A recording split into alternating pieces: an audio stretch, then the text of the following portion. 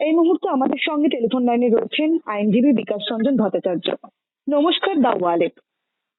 আজকে আমরা দেখেছি মুখ্যমন্ত্রী মমতা বন্দ্যোপাধ্যায় তিনি সর্বোচ্চ ন্যায়ালয়ে তিনি সওয়াল করেছেন যে যে কটা মামলা এফআইআর এর বিরুদ্ধে গিয়ে তৃণমূলের পক্ষ থেকে করা হয়েছে সেখানে তিনি সওয়াল করেছেন। আজকে তিনি সুপ্রিম কোর্টে বারবার যে বিষয়টি তুলে ধরেছেন সেটি হলো আধার কার্ডকে মান্যতা দিতে হবে। এ বিষয়ে আপনার কি পর্যবেক্ষণ, আপনি কিভাবে দেখছেন বিষয়টি? দেখুন, আমার পর্যবেক্ষণ খুব স্পষ্ট।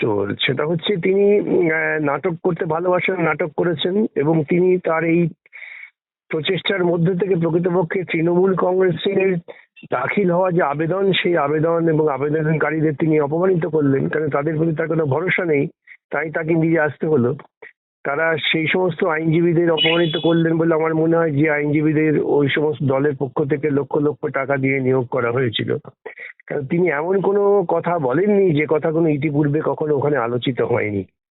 সুতরাং এই ঘটনার মধ্য দিয়ে তিনি পরিকল্পিতভাবে যে তিনি এক, এছাড়া কেউ নেই, ও দলেরও অন্য কারো কোনো ব্যক্তিত্ব, অস্তিত্ব, আত্মসম্মান বোধ নেই অবশ্য, সেটাই তিনি আরো প্রমাণ করলেন, আর কিছু না।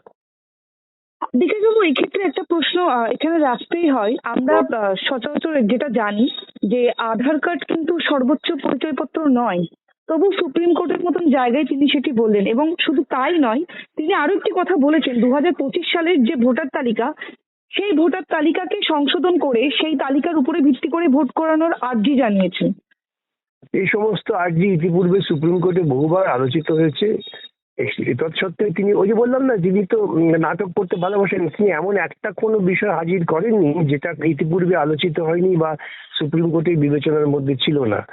সুতরাং এগুলো নতুন কিছু নয়। আর সুপ্রিম কোর্টও ইতিপূর্বে বলেছেন যে আধার কার্ড দেখতে হবে। যেটা বলা উচিত, যেটা আমরা বলছি, সেটা হচ্ছে যে ভারতবর্ষের মতো দেশে ওই নির্বাচন কমিশনের নথিভুক্ত ডকুমেন্ট এটা অবাস্তব। এটা নির্বাচন কমিশন নিজে বা ভারতবর্ষের মন্ত্রিসভার সমস্ত মন্ত্রিসভার সদস্যরা তাদের পরিবারের এই সমস্ত ডকুমেন্ট দিতে পারবেন না।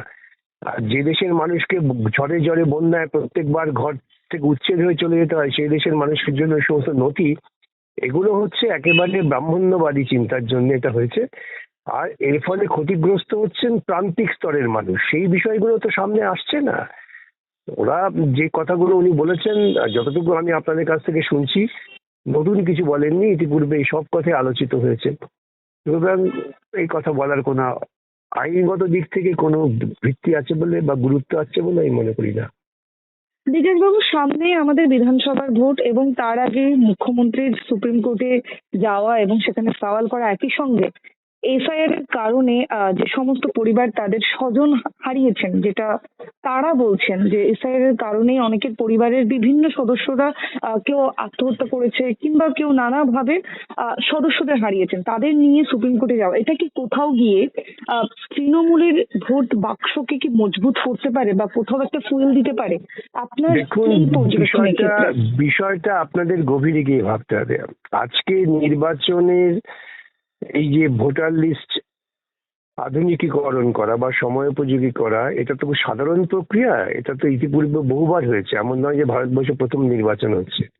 কিন্তু আজকে এখানে অশান্তি হচ্ছে কেন? অশান্তি হচ্ছে এই জন্যই যে এখানে একটা অনুপ্রবেশের তত্ত্বকে যুক্ত করে দিয়েছেন ওরা। এই অনুপ্রবেশের তত্ত্বটা তৈরি করেছিলেন কি মমতা, এটা ভুলে যাবেন না। 2002-এর এসআইআর হওয়ার পর 2003-এ পার্লামেন্টে দাঁড়িয়ে তিনি চূড়ান্ত অসভ্যতা করে, যা তিনি সাধারণত করেন, তিনি বলেছিলেন পশ্চিমবঙ্গে নাকি অনুপ্রবেশে ভরে গিয়েছে। তিনি তখন বিজেপির শরিক ছিলেন, আজও তিনি বিজেপির শরিক, কিন্তু এখন বিজেপি এটাকে তো অস্ত্র করেছে। অমিত শাহ এবং মোদির তো একটাই বক্তব্য, ঘুষপেটিয়া। এটা তো তৈরি করে দিয়েছেন মমতা জমিটা, এবং সেটার ভিত্তিতে মানুষের মধ্যে এত আতঙ্ক, মানুষ আতঙ্কগ্রস্ত হয়ে আত্মহত্যা করছেন, শরীর খারাপ হয়ে যাচ্ছে। এবং ইলেকশন কমিশনার স্বৈরাচারীদের মতো এই সমস্ত লজিক্যাল ডিসক্রিপেন্সির নাম করে, আমি তো বলি it's logical idiocy on the part of the election commission, তারা মানুষকে বিব্রত করছেন। এই সব কিছুর পেছনে মূলত হচ্ছেন মমতা। তিনি আজকে বুঝতে পারছেন মানুষ এটা ভাবছে, চিন্তা করছে কেন এগুলো হলো, আগে তো হয়নি। অতএব আতঙ্কিত হয়ে তিনি এখন এই সমস্ত একটা নাটক করছেন, লোকজনকে নিয়ে যাচ্ছেন, দিল্লিতে যাচ্ছেন, প্রচুর বেআইনি অর্থ আছে, সে ব্যয় করছেন। বিকাশবাবু, তাহলে আপনি এই পুরো বিষয়টিকে কোনোভাবে মান্যতা দিচ্ছেন না। তবে এক্ষেত্রে একটা প্রশ্ন উঠছে, আমরা এর আগেও দেখেছি যে বামপন্থীদের তরফে অনেক নেতৃবৃন্দরা তারা কিন্তু এসআইআর এর কারণে যে সমস্ত পরিবাররা তাদের স্বজন হারাচ্ছে তাদেরকে নিয়ে কিন্তু যথেষ্ট চিন্তা এবং উদ্বিগ্নতা কিন্তু প্রকাশ করেছে। বামপন্থীরাই তো যথাযথ উদ্বিগ্ন, বামপন্থীরাই তো চিন্তিত। সেই জন্য যে বামপন্থী হিসেবে আমার খুঁজে বার করতে হচ্ছে উৎসস্থলটা কোথায়। রোগের উৎসে না গেলে পরে তো সেই রোগ থেকেই যাবে। বামপন্থীরাই তো এলাকায় এলাকায় মানুষকে নিয়ে মিছিল করছেন, বিক্ষোভ দেখাচ্ছেন ওই অঞ্চলে যেখানে তাদের হেনস্থা করা হচ্ছে। সুতরাং এই কাজটা উনি দিল্লিতে লোক নিয়ে যাচ্ছেন কেন, বেআইনি টাকা আছে খরচা করবেন, কিন্তু মাটিতে দাঁড়িয়ে লড়াইটা তো বামপন্থীরাই করছে, সেখানে তো উনি লড়াই করছেন না। এটা তো ঘটনা।